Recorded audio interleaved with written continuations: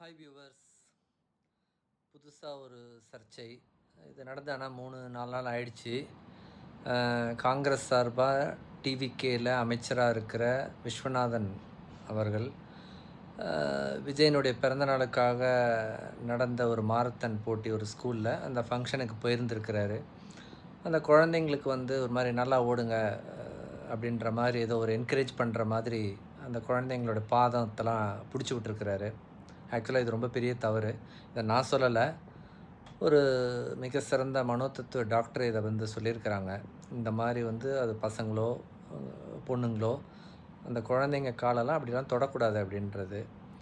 இது ஒரு சராசரி மனுஷனுக்கே தெரிஞ்சிருக்கணும். இது அப்படி இருக்கும்போது இவர் ஒரு அமைச்சர், எந்த அளவுக்கு நம்ம ஒரு அமைச்சராக, ஒரு முதலமைச்சராகவோ, ஒரு எம்எல்ஏவாவோ எப்படி நடந்துக்கணுன்றது இவங்களுக்கெல்லாம் ஏன் இந்த புது வாழ்க்கையில் வந்ததுக்கப்புறம் அவங்க தெரிஞ்சிக்க மாட்டேன்றாங்கன்னு புரியல. ஆல்ரெடி டிவிகேக்காரங்க தான் நாங்கள் ஃபஸ்ட் டைம் எம்எல்ஏவாக இருக்கிறோம், ஃபஸ்ட் டைம் மினிஸ்டராக இருக்கிறோம், ஃபஸ்ட் டைம் சிஎம் ஆகிருக்கிறோம், எங்களுக்கு ஒரு 6 மாதம் டைம் கொடுங்க, நாங்கள் எல்லாத்தையும் தெரிஞ்சுக்கிறோம், கரெக்ட் பண்ணிக்கிறோன்றாங்க. பட் இவர் காங்கிரஸ் வழியில் வந்தவர். காங்கிரஸ்ன்றது 100 வருஷத்துக்கு மேற்பட்ட ஒரு பழமையான கட்சி. அப்போ இவருக்காவது இது தெரிஞ்சிருக்கணும்ல.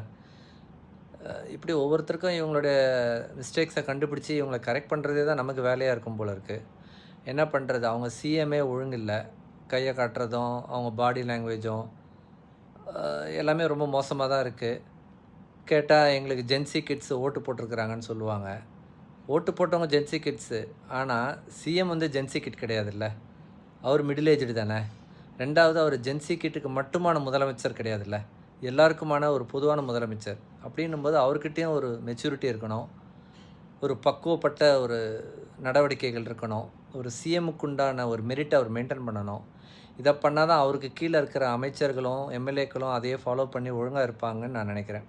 என்ன சொல்கிறீங்க?